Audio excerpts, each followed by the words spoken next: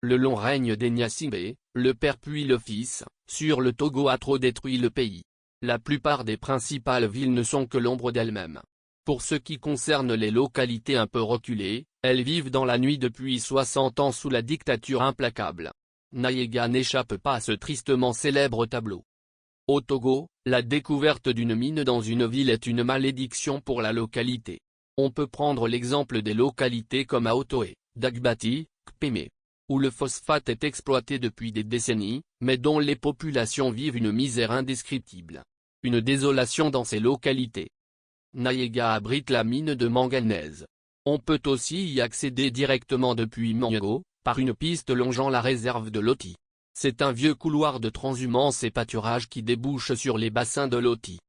La mine de manganèse se loge entre les terres de Nayega en majorité et les limites de Namoundjouaré, Borgou et Naki-Est. On l'estime à plusieurs centaines d'hectares de terres saisies par l'État pour l'utilité. Plusieurs villages y sont engloutis dont les habitants sont essentiellement des agriculteurs, les éleveurs, des fabricants de charbon de bois et beurre de karité. Ces derniers expriment déjà leur mécontentement. La découverte d'une ressource minière ou minérale devrait être un atout pour cette population locale. Mais l'annonce de l'exploitation de cette mine à Nayega a plongé les populations dans le désarroi. Pour un village enclavé dont les seuls symboles de l'État sont essentiellement une école primaire, un pont de 6 mètres de long sur lequel traverse la route bitumée, d'Apaong-Mandouri, en 2020 seulement, la douleur silencieuse de Nayega ne fait que commencer. Nayega, localité abandonnée par le régime mais pillée par ses agents. Nayega est une localité très difficile d'accès, abandonnée par l'État aux mains des contrebandiers et des fonctionnaires voyous.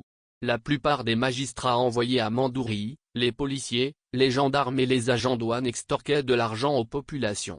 Nombreux sont les fonctionnaires venus de Lomé, Kara, Centrale qui ont séjourné dans les dites localités, et qui sont repartis avec des parcs de bœufs, de petits ruminants et des volailles. Depuis 1990, les gens de ces localités ont gardé des images négatives des représentants de l'État, lesquels sont souvent considérés comme des escrocs et des arracheurs des femmes des pauvres paysans. Tous les magistrats qui ont séjourné à Mandouri, notamment des juges rendent des jugements iniques, au point que des gens leur ont donné des sobriquets tels magistrat 400 000, juge 800 000, juge Akpama, juge Mouton Braisé, commissaire des fesses, CB des petites filles, adjudant du carburant, ou policier mangeur. Sans compter les greffiers et les SG voleurs. En réalité, le mal est profond, et nombreux sont des gens issus de ces zones qui ont été violentés ou emprisonnés injustement, d'autres obligés de payer des rançons pour recouvrir la liberté. C'est dans ce climat que les préfets, les députés et maires qui ont dirigé ces localités en ont profité pour arracher des terres et forcer à l'exil les opposants politiques. L'opposition politique n'existe pratiquement pas dans ces contrées, y compris la société civile. C'est dans ce climat de peur de l'autorité publique ou de ses représentants que toutes les initiatives locales en faveur de réclamation d'eau ont été matées ou écrasées dans la violence et les emprisonnements jusqu'en 2005, puis les élections successives. C'est la raison pour laquelle, cette zone est devenue une zone acquise au pouvoir unir et les voix discordantes tuées au forçat par des militaires, confie une source, native de la localité. Une pauvreté extrême. C'est récemment en 2021 qu'une route de 117 km reliant Dapaong à Mandouri, a traversé la localité. Nayega n'a ni eau, ni électricité, encore moins une école de bonne qualité. La première station d'essence pour désenclaver la zone date de 2021 également est basée à Borgou. La plupart des fonctionnaires y compris des militaires se servaient du carburant frelaté. Les jeunes déscolarisés et les sans-emploi vendaient ces carburants venus du Bénin, y compris les préfets et les autorités. C'est la raison pour laquelle le combat contre le carburant frelaté en période de crise sécuritaire a eu un impact social et économique majeur, entraînant la fuite des jeunes, souvent associée à la criminalité, ajoute notre source.